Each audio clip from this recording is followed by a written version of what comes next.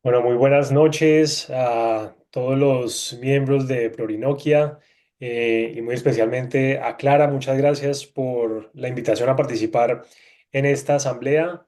Me habría encantado poder estar con ustedes de forma presencial, pero me fue imposible viajar y sin embargo pensamos que era una oportunidad clave para poder mostrarles los mensajes centrales y las recomendaciones más clave que resultaron de este estudio de Fedesarrollo, del cual resulta una propuesta para el desarrollo de la Orinoquía colombiana. Este fue un estudio que elaboramos con una serie de coautores de Fedesarrollo: Elena García, Luis Fernando Mejía, Indira Porto, Manuela Bernal y Camila Zambrano, que durante buena parte del año pasado estuvimos estudiando los retos de la Orinoquía y pensando en estrategias que intentaran realmente desencadenar pues, todo el potencial que tiene esta región en Colombia.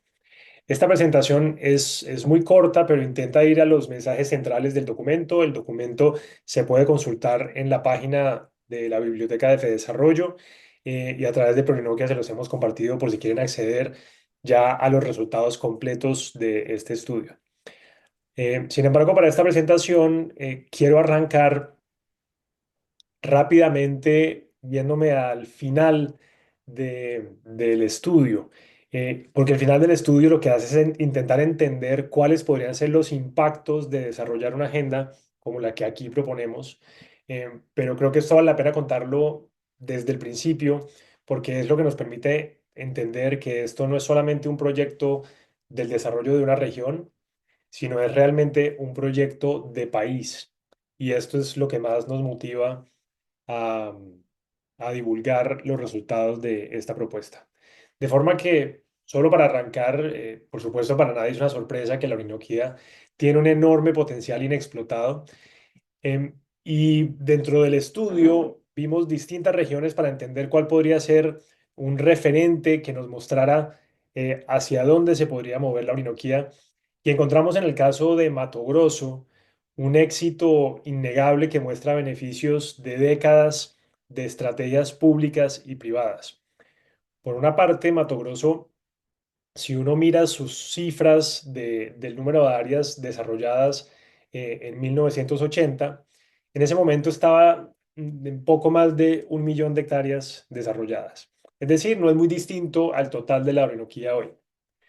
Sin embargo, ese desarrollo comenzó a tomar velocidad 20 años después. En el año 2000 ya había llegado a 5 millones de hectáreas desarrolladas.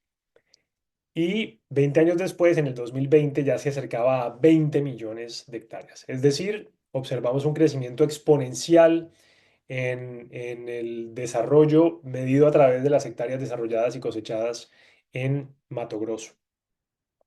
Las implicaciones de esto han sido, por supuesto, muy significativas. Eso significa que hoy en día Mato Grosso está dentro del ranking de los estados brasileños, está en el primer lugar en producción de bovinos, de soya, de maíz y de algodón. Y esto en un contexto en el que Brasil es el número uno a nivel mundial en producción de bovinos y soya y el tercero a nivel mundial en maíz. Es decir, esto transformó a Mato Grosso y lo convirtió en un líder en la producción de alimentos de la región y de todo el mundo. Y los efectos económicos fueron ciertamente muy significativos. Fueron muy importantes en el sector agropecuario. El sector agropecuario creció en los últimos 20 años con datos que tenemos de cerca del 11,5% promedio anual. Em, y cuando vemos el total de la economía, el total de la economía del estado de Mato Grosso también creció de forma muy acelerada. Y de hecho, este gráfico de la derecha lo que nos muestra es que los efectos que tiene el sector agropecuario en Mato Grosso, gracias a sus encadenamientos con otros sectores, es muy importante. Encadenamientos con el sector de servicios, de construcción, de manufactura, de transporte. Y eso hace que los efectos de este desarrollo exponencial que les acabo de mostrar no se den solamente en el sector agropecuario, sino que hayan realmente transformado toda la economía de ese estado brasileño. El segundo punto que resaltamos sobre el caso de Mato Grosso como referente es que sus efectos no fueron solamente sobre el sector económico, sino también sobre la realidad social del Estado a un nivel más macro. A la izquierda lo que ustedes ven son el recaudo de impuestos en Mato Grosso desde el año 2000 hasta el año 2022. Y de la misma forma, los recaudos de impuestos estatales de Mato Grosso, los federales que se recogen en el estado y los impuestos municipales, aquí por ejemplo tenemos el caso de Cuiabá, también mostraron esa tendencia exponencial, se multiplicaron en las últimas 3 décadas entre 4 y 5 veces. Y esas disponibilidad de recursos públicos realmente fue de la mano con mayores inversiones sociales y productivas y hizo que este desarrollo, que era jalonado por el sector privado, permitiera que también el gobierno invirtiera en bienes públicos y en un desarrollo social y urbano mucho más fuerte en el Estado.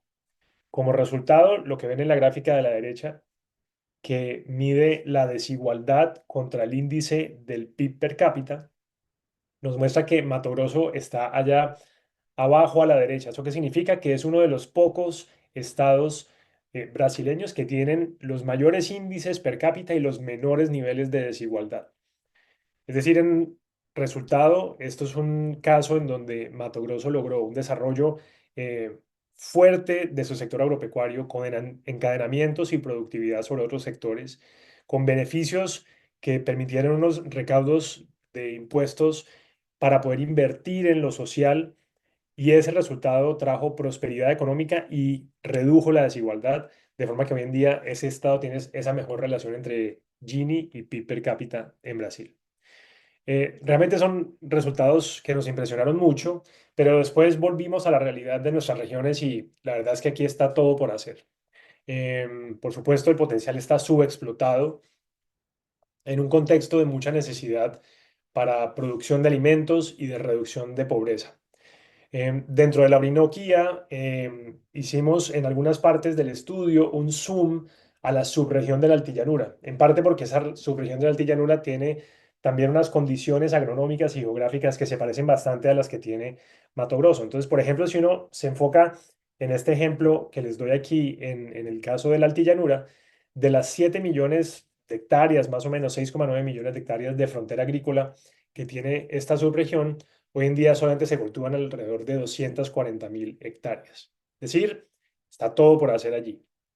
Eso en un contexto en donde la balanza comercial de granos, de soya y de maíz en Colombia ya superó en el año 2022 más de 7 millones de toneladas anuales en el balance, en un déficit en esa balanza comercial. Y también en una región de Colombia en la cual observamos los índices de pobreza monetaria más rezagados de todo el país. Unas zonas con enormes brechas institucionales y sociales que están haciéndonos un llamado de que necesitamos pensar en un desarrollo potente para esta región. Entonces, ¿cómo abordamos nuestra estimación del impacto que puede tener esto en la Orinoquía colombiana, habiendo estudiado el caso de Mato Grosso? Lo hacemos a través de un ejercicio de escenarios de impacto, en el cual básicamente estimamos cuál sería el impacto que tendría desarrollar 2 millones de hectáreas adicionales, que es muy en línea con lo que desarrolló Mato Grosso durante sus primeros 20 años desde 1980. Pero además de eso, lo hacemos comparándolo con un caso que es el que llamamos aquí de crecimiento vegetativo, en el cual nos preguntamos, bueno, de aquí al 2045, si no se hace nada y simplemente las cosas continúan como vienen sucediendo, ¿cuánto serían las hectáreas que se van a desarrollar de aquí al 2045? Nuestra estimación es que no llegarían a mucho más de 560.000 hectáreas en total, pero si hiciéramos el tipo de agenda que estamos proponiendo aquí, podríamos llegar a más de 2.240.000 hectáreas. Es decir, el delta, el crecimiento frente al día de hoy, son esas 2 millones adicionales que les mencionaba.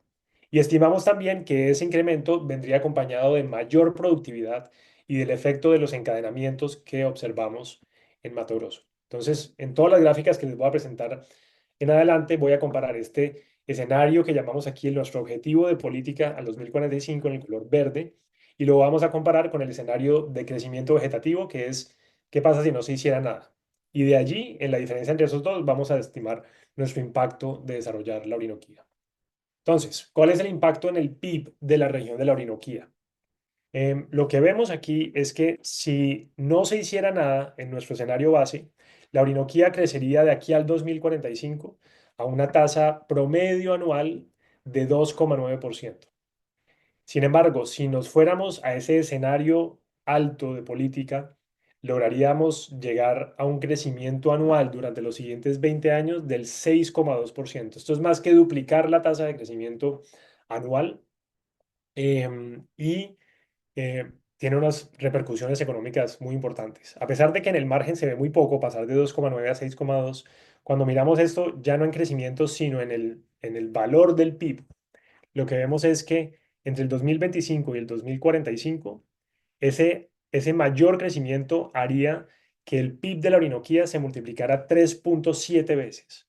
Estamos hablando ya de crecimientos sumamente importantes y que además nos hace recordar, como dicen algunos de los empresarios que han participado en este estudio, que el desarrollo de la Orinoquía se puede entender casi como el desarrollo de una startup, de una empresa de alto crecimiento, de un emprendimiento de acelerado crecimiento. Y eso es lo que uno ve con estas curvas de crecimiento en verde, si se lograra una agenda como la que estamos mostrando aquí. Ese es el efecto sobre el PIB de la Orinoquía. Luego nos preguntamos qué sucedería sobre el PIB agropecuario nacional. Y encontramos que si no se hiciera nada en la Orinoquía de aquí al 2045, Fedesarrollo estima que el crecimiento del PIB agropecuario en Colombia va a ser del 2,5% anual. Si en cambio se lograra desarrollar la Orinoquía como aquí lo planteamos, el crecimiento del PIB agropecuario nacional se aceleraría a 3,4%, casi un punto más de crecimiento. Y eso haría que el PIB agropecuario nacional ya deje de perder participación dentro de la economía total. Ese sería el impacto tan importante que tendría desarrollar esta región en Colombia.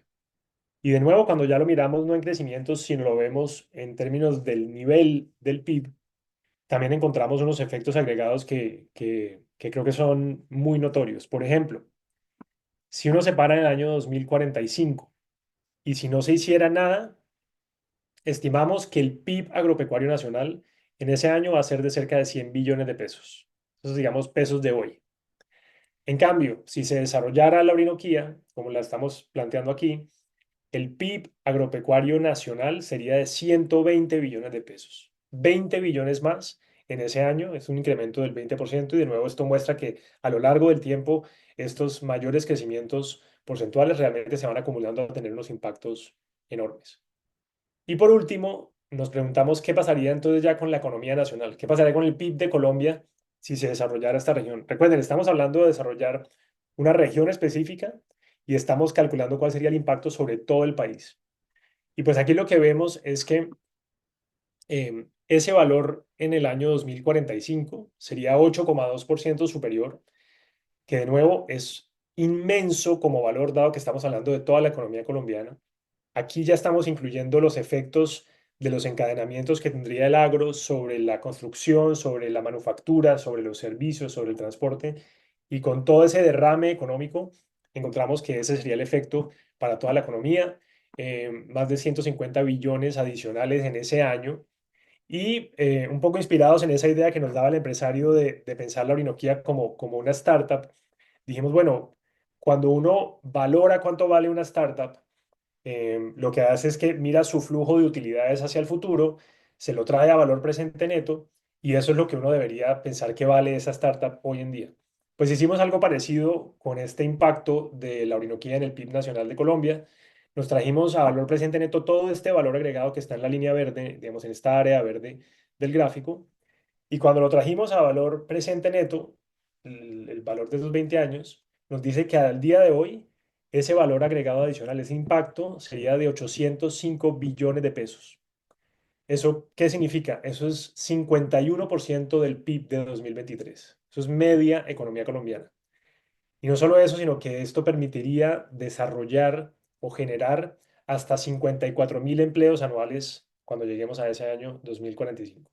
Entonces, realmente esto es un tema de la posibilidad de transformar económica y socialmente una región y además de eso tener unos efectos sobre el total de la economía que serían equivalentes cuando uno lo calcula de esta forma de cerca de medio PIB, que es realmente un efecto muy, muy notorio.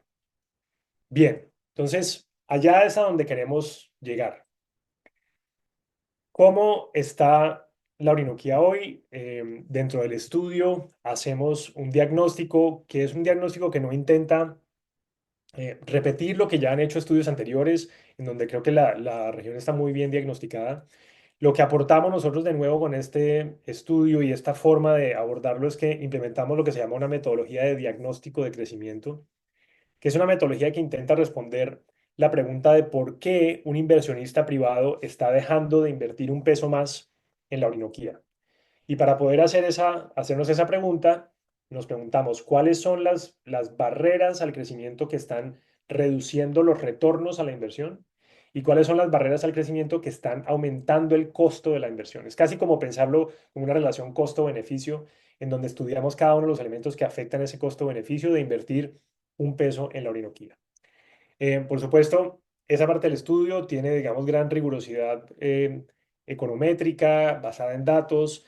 Son cerca de 40 páginas del estudio. Aquí lo voy a intentar resumir en una diapositiva. Pero los principales mensajes que salen de ese diagnóstico juicioso son los siguientes. El primero es que la principal restricción a la inversión en la Orinoquía, nuestros datos nos muestran que se encuentra en el marco normativo de los terrenos baldíos y en el régimen de restitución de tierras. Estos son claramente en los análisis aquel limitante que es el más restrictivo para desencadenar mayor inversión privada. Por ejemplo, estimamos que por cada punto adicional de informalidad de tierras en la Orinoquía, el PIB local disminuye en 3.900, casi 4.000 millones de pesos. Eso muestra que realmente esa informalidad, esa inseguridad jurídica sobre la tierra, realmente está disminuyendo la inversión privada y afectando el PIB hoy en día. Entonces, esa es la principal restricción. Muy cerca de esa restricción, casi que son las dos más importantes, está la infraestructura de transporte. Por supuesto, el despliegue de las vías primarias es casi inexistente, el estado de las secundarias y terciarias es deficiente y es muy vulnerable a, por ejemplo, a las lluvias, a las estaciones y al cambio climático. Y por ejemplo, aquí estimamos que por cada kilómetro adicional de vías primarias que se invirtieran en la región, el PIB municipal de los municipios que hacen parte de la Orinoquía aumentaría en 36.000 millones de pesos. De nuevo, encontrando evidencia cuantitativa de que esa mayor inversión generaría unos impactos en poder desencadenar o destrabar inversión privada. Después de esas dos, que son las principales restricciones, vienen otro número de restricciones que tal vez están un poco más atrás. Eh, una de ellas, si lo estudiamos en profundidad en el estudio, es la disponibilidad de agroinsumos que son críticos para poder preparar la tierra y mantener los niveles de productividad que se necesitan en esta región. Por ejemplo, vemos que se requerirían cerca de 10 toneladas de cal dolomita por hectárea durante 3 años para preparar suelos y entre 1 y 3 hectáreas, dependiendo del modelo productivo y del producto, entre 1 y 3 anuales por cada hectárea en mantenimiento de ahí en adelante. En ese caso, y como lo vamos a mostrar más adelante, encontramos que hoy en día no es la principal restricción a la inversión privada, pero si no se toman medidas pronto, en el futuro sí se puede convertir en una restricción muy importante. En cuarto lugar, estudiamos el financiamiento y el financiamiento nos muestra que las cifras de disponibilidad y de desembolsos de créditos, sumado a las tasas de interés que se están otorgando en este tipo de créditos, tanto en la banca pública como en la banca privada, lo que vemos es que hay señales de que la demanda de crédito por parte de los productores es limitada. Y en cambio, cuando vemos a los grandes, lo que vemos es que ahí el problema no es que haya una baja demanda de crédito, de hecho la demanda es bastante saludable. El problema en los grandes es que hay una restricción de oferta de crédito y que entonces tenemos que tener estrategias que ataquen los dos problemas. Y por último, estudiamos a fondo el tema de capital humano y encontramos, por supuesto, que esta es una región despoblada, en particular la altillanura, allí la densidad poblacional es de 2,1 habitantes por kilómetro cuadrado, frente a 46 en todo Colombia. Esto es parecido cuando uno mira toda la Orinoquía, pero es particularmente fuerte en la altillanura. Y en toda la región de la Orinoquía la cobertura de educación superior es claramente insuficiente. Incluso en el estudio mostramos cuáles son las habilidades y las carreras técnicas y profesionales que se están entrenando hoy en día y cómo hay como una brecha o un mismatch entre eso y lo que realmente necesitan los agronegocios en el futuro para desarrollarse como aquí se plantea. Entonces, de nuevo, estos son unos mensajes muy claves y si quieren tener mayor detalle, en el estudio está toda la descripción de este diagnóstico. Pero con eso nos vamos ya a nuestra propuesta de recomendaciones. Lo primero que quiero decir sobre esta propuesta es que algunos de nuestros asesores dentro del estudio, entre ellos Alexandre Mendoza de Brasil, nos, nos hizo ver que este tipo de desarrollos de una región con todos los retos que tienen no se pueden abordar a través de reformas acotadas o parciales o graduales, porque puede ser que ese tipo de reformas no sean suficientes para poder desencadenar un círculo virtuoso de inversión privada. Y nos hizo ver que, como sucedió en Mato Grosso y en tantas otras regiones del mundo, lo que deberíamos tener es una estrategia que llamamos de Big Push o un enfoque de Big Push, de gran empuje. Y es decir, que hay que trabajar en todos los frentes al mismo tiempo. Y si uno solamente trabaja en un frente, se puede quedar corto y no llevar a ese círculo de inversión que uno espera generar en esta región. Entonces, esta propuesta que se basa en trabajar en todos estos frentes al mismo tiempo, se construye sobre 6 áreas o frentes de acción, arrancando por seguridad jurídica de la propiedad de la tierra. Y luego voy a ir a cada una de ellas y les voy a mostrar qué proponemos en cada una. Sobre seguridad jurídica de la tierra, allí los obstáculos principales están en la Ley 160 del 94, que define el marco legal y normativo para los terrenos baldíos y el establecimiento de la UAF. También la Ley 1448, que es la Ley de Víctimas de 2011, en donde se establece el marco normativo de la restitución de tierras. Y en tercer lugar, la alta informalidad de la tierra. Entonces, por eso tenemos una serie de recomendaciones que se basan principalmente, y aquí seguramente está como la recomendación central de nuestro estudio, y es que proponemos aprobar una ley especial de la Orinoquía para modernizar el régimen de tierras. Esta ley lo que argumenta es que existe un sustento jurisdiccional de que la Orinoquia no cuenta con las condiciones geográficas, económicas, agronómicas ni poblacionales para que los predios de esta región sean efectivos en procesos de reforma agraria. No es factible económicamente para un productor vulnerable que se le otorgue un predio en la Orinoquía y tenga condiciones de hacer las inversiones que se requieren para poder preparar las tierras, hacerlas efectivas, hacerlas productivas. Y además de eso, los niveles de aislamiento, las condiciones agronómicas, el despoblamiento implican que esa posibilidad para un productor vulnerable realmente lo que estaría haciendo es condenarlo a un bien que no va a ser productivo. Todo este sustento nos lleva a proponer que dado que no se cumplen esas condiciones, debería excluirse a la Orinoquía del país para propósitos de la reforma agraria. ¿Esto qué implica? Esto implica eliminar el condicionamiento de la UAF como área máxima para los departamentos de la Orinoquía.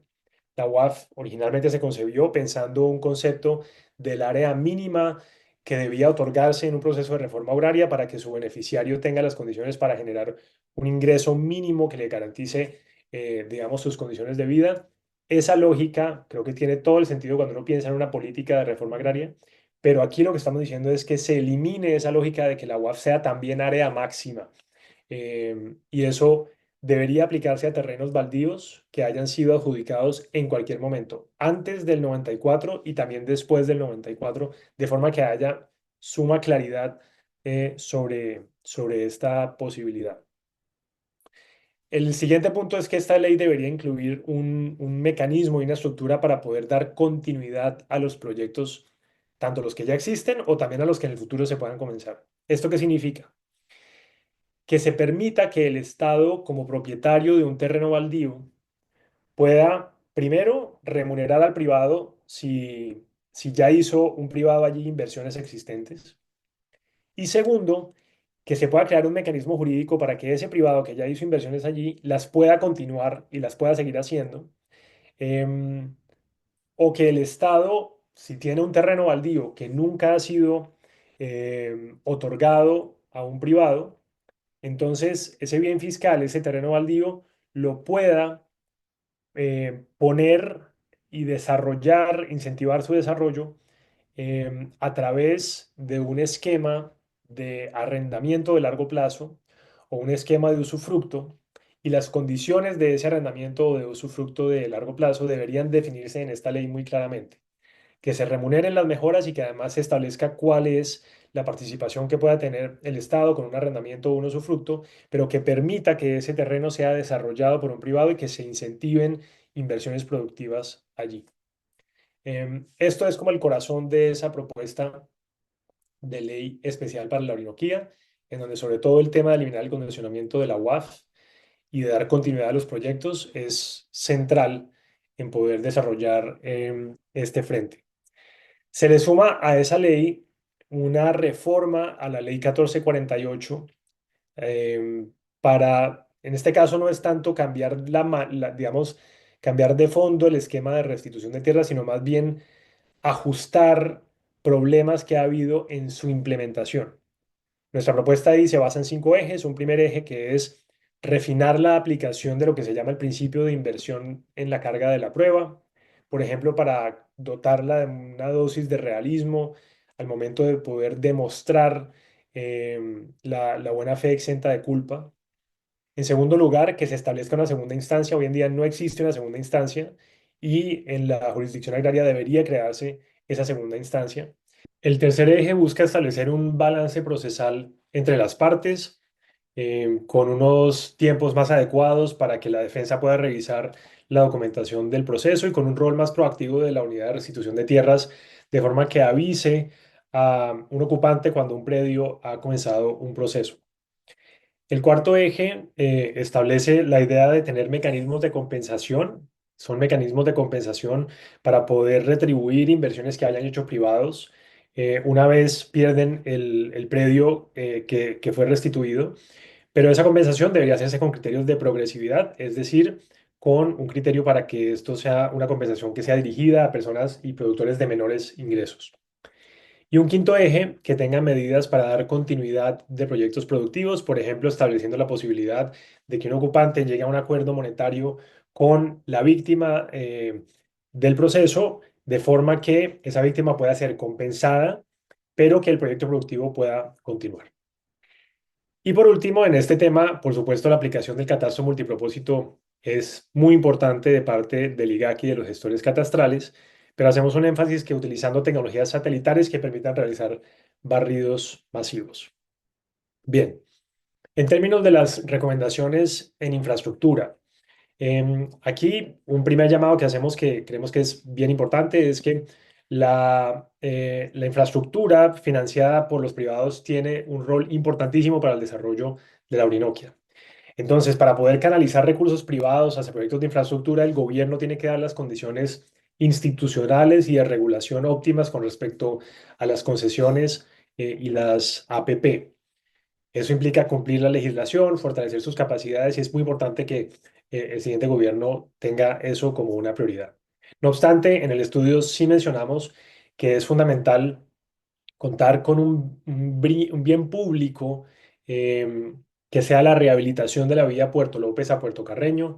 Esos son 750 kilómetros de longitud que unen ambos municipios y que mediante un proceso de rehabilitación que vaya reconstruyendo el actual trazado, con una inversión que a lo largo de 10 años debería llegar a los 1,5 billones, es un eje estructurante que es fundamental para poder desencadenar el desarrollo de esas zonas. En complemento a ese bien público que sea la rehabilitación de esa vía, se propone desarrollar un plan maestro de infraestructura.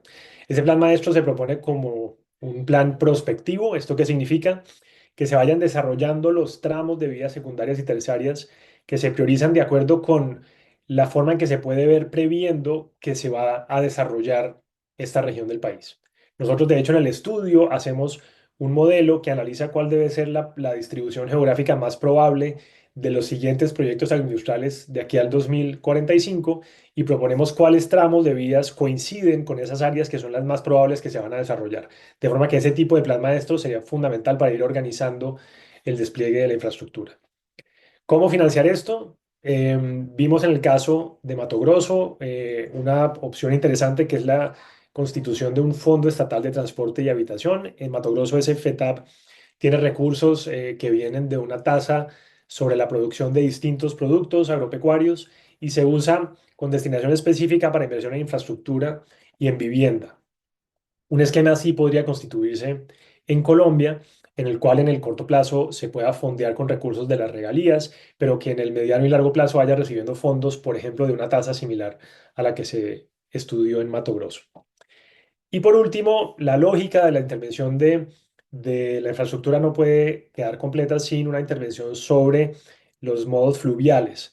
En el corto plazo, proponemos que para abastecer el mercado doméstico se cree un programa de inversión a cargo del Invías, en donde se puedan dar haciendo inversiones en puertos fluviales cercanos a clústeres productivos, pensando en la distribución que el país va a hacer hacia el interior. Pero en el largo plazo será también importante poder volcar la producción hacia la exportación por el oriente con un proyecto de conectividad y logística hacia el río Orinoco en coordinación con Venezuela. Después de estas dos estrategias que son centrales de seguridad jurídica y de infraestructura, proponemos una estrategia de provisión de insumos críticos, en donde principalmente estudiamos cómo va a ser la demanda futura de cal dolomita.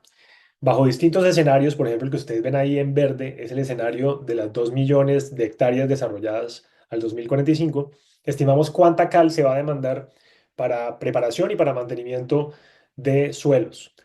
Y encontramos que entre el año 2035 y el año 2041, más o menos, la región se va a encontrar con un límite o con una demanda de tal cal dolomita cercana a los 2 millones de toneladas anuales. ¿Por qué es importante ese 2 millones de toneladas anuales? Porque la planta de producción de cal dolomita que hoy en día se está estudiando en el Piedemonte, cerca de Villavicencio, tendría una capacidad tope de explotación de esas 2 millones de toneladas anuales.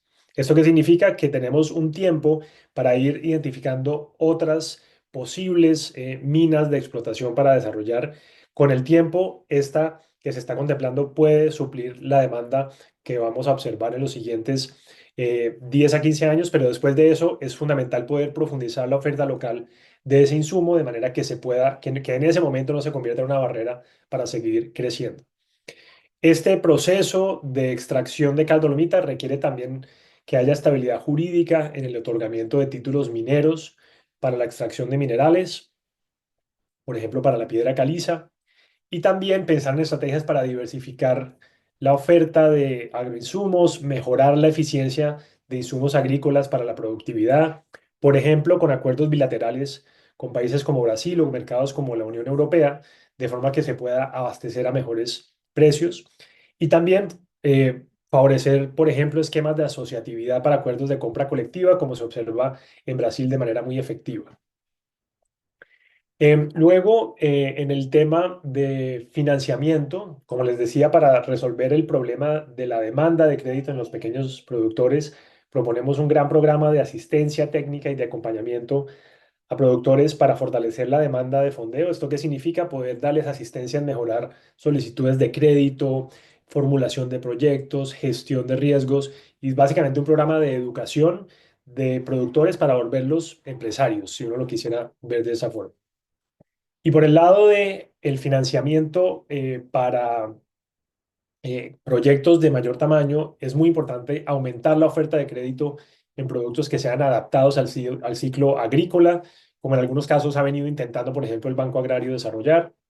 Eh, y también pensar en otras maneras de oferta de crédito más bien de oferta de financiamiento que no sean necesariamente crédito. Por ejemplo, una estrategia de lo que se conoce como blended finance, en donde la combinación de fondos públicos, privados, filantrópicos pueda cubrir pérdidas iniciales o proveer garantías y de esta forma ayudar a llevar recursos a proyectos en etapas tempranas que son riesgosos. Y también proponemos que haya una promoción de la Orinoquía como destino de inversión internacional. Por ejemplo, en conjunto con ProColombia, una campaña internacional que posicione la Orinoquía como un destino de inversiones sostenibles y de socios que sean estratégicos, por ejemplo, trayendo conocimiento de punta.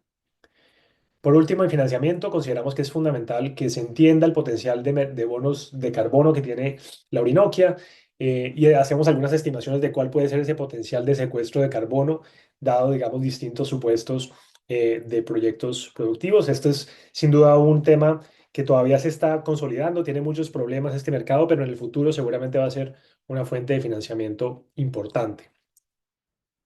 Luego nos vamos al tema de capital humano.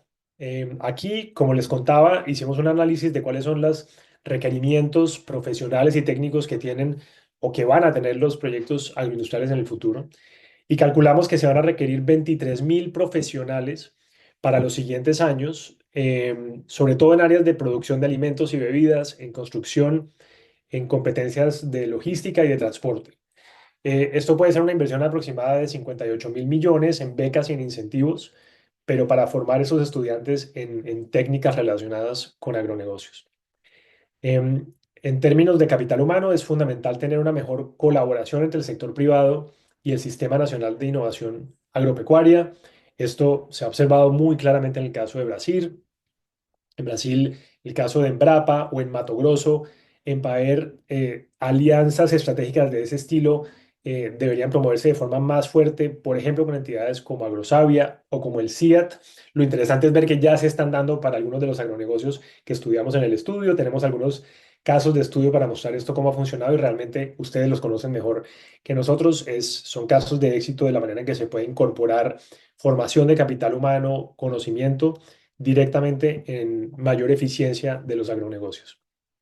En el punto del capital humano implica también desarrollar las infraestructuras de educación, de vivienda y de dotaciones urbanas cercanos a los centros productivos y, por ejemplo, pensamos que un mecanismo de inversión privada en estas infraestructuras, similar, por ejemplo, al esquema de obras por impuestos, en donde los privados puedan hacer inversiones con altos estándares constructivos, inversiones en urbanismo, en servicios públicos, puede ser una manera clave de poder adecuar esas infraestructuras y soportar el capital humano que se espera eh, necesitar para esta expansión de los agronegocios. Y allí va a ser fundamental una estrategia inteligente de construcción de colegios y de transporte escolar. Proponemos cómo hacerla allí, pero implica, por ejemplo, construir colegios en cabeceras municipales que no estén a más de 3 kilómetros de distancia para poder asegurar que hay un colegio que sea factible para una familia llevar a sus hijos a estudiar. Y por último, la propuesta termina con una estrategia sobre cómo propiciar mayores niveles de encadenamientos y de productividad. Aquí hicimos un análisis de cuáles son los productos a los cuales la Orinoquia en el futuro puede comenzar a moverse, dado lo que ha sucedido en otros países similares, utilizando datos del Atlas de Complejidad Económica de la Universidad de Harvard. Y aquí vemos y proponemos que la estrategia empresarial de valor agregado se mueva hacia proteínas animales y sus derivados, hacia la producción de biocombustibles como biodiesel y SAF, hacia agroindustrias basadas en cacao, en frutos secos, en caucho natural y en maderables y también a productos de algunos cultivos tropicales como palma, coco, frutales o verduras que tienen alto margen. Por supuesto, aquí también hay un punto que hacer y es que la estrategia también puede ir hacia otros productos que no son agroindustriales, como puede ser, por ejemplo, la generación de energía. En el corto plazo, eso está muy bien para el largo plazo, en el corto plazo creemos que se puede apalancar de las lecciones que ya hay con respecto a la integración de la producción de granos y la ganadería, como es el caso de la facenda. Y eso puede ser un modelo de integración para seguir en algunos otros casos en la Orinoquia. Bien, parte de generar encadenamientos y productividad es desarrollar un programa con una mejora regulatoria para modernizar el agro. Aquí nos referimos a que haya una simplificación regulatoria en trámites ambientales, laborales, técnicos que realmente no, como que no se acompasan con la realidad económica en esta región del país. Por ejemplo, esto puede implicar simplificar procesos de aprobación de importación o comercialización de semillas, modernización de las regulaciones de inocuidad, de las medidas sanitarias en ICA y en el INVIMA. En fin, digamos, hay un gran número de regulaciones que deben modernizarse para aumentar la productividad en el agro. Y por último, en términos de mecanismos tributarios, creemos que hay un espacio para poder crear mecanismos que incentiven efectos de mayor productividad, de mayor intensidad en el uso de la tecnología. Y aquí planteamos un esquema de descuento de inversiones en productividad o en I+D en la Orinoquía con base en los beneficios que ya existen en el estatuto tributario. Y también un esquema de depreciación acelerada de CAPEX como existe en Brasil. En el largo plazo, la investigación es fundamental. Ya mencionamos el caso de Embrapa en Brasil. En el caso colombiano, los recursos disponibles hoy en día son muy bajos y estimamos que si quisiéramos mantener las escalas observadas en Brasil durante el desarrollo que tuvo Mato Grosso, tendría que invertirse cerca de entre 1 y 1,8% del PIB agropecuario en investigación, en desarrollo, en adaptación de paquetes agronómicos. Esto implica que al principio esto podría costar cerca de 60.000 millones de pesos, pero hacia el 2045, si esto va a crecer como lo estimamos nosotros, podría llegar a requerirse inversiones de cerca de 800.000 millones de pesos al año para ese momento. Esas son inversiones públicas y privadas. Bien, con todo eso, creo que una propuesta la que estamos presentando aquí, que se basa en un trabajo cuidadoso de cuantificación de oportunidades económicas. em, para recordarlo, esto implica que se podrían desarrollar 2 millones de hectáreas al 2045 con alta productividad y encadenamientos. Y los impactos en la economía son muy importantes, con un valor presente neto de cerca de 800 billones, es decir, medio PIB de la economía colombiana. Lo otro que nos parece interesante de este esfuerzo es que este trabajo es tal vez una pieza en un rompecabezas más grande, en donde estamos presentando una propuesta pragmática de una alternativa para resolver el problema de inseguridad jurídica con esta ley especial para la Orinoquía. Esto se discute actualmente con asesores jurídicos. La idea es que sea presentada posteriormente al nuevo gobierno nacional. Y lo otro interesante de este estudio, creemos nosotros, es que identifica en Mato Grosso un referente que nos permite entender posibilidades, identificar cosas prácticas, conocimiento aplicable al caso colombiano. De nuevo, esto es un componente dentro de un proceso más amplio de socialización a actores clave, en el cual ustedes están participando, en el cual hay visitas a agronegocios en la Orinoquía, misiones internacionales, discusiones, y esperamos que los resultados que aquí se presentan y sobre todo las propuestas de una ley especial para la Orinoquía y del resto de estrategias de lo que llamamos Big Push sea una fuente de inspiración para poder trabajar en acciones específicas que comiencen a elaborarse desde el siguiente gobierno. Y creo que en general hacen parte de una propuesta novedosa y consolidada para el desarrollo de esta región tan importante para Colombia. Muchas gracias por su atención. De nuevo, me hubiera encantado estar ahí, pero espero que lo que hayamos presentado aquí dé para una muy buena discusión al interior de Plurinoquia. Muchísimas gracias.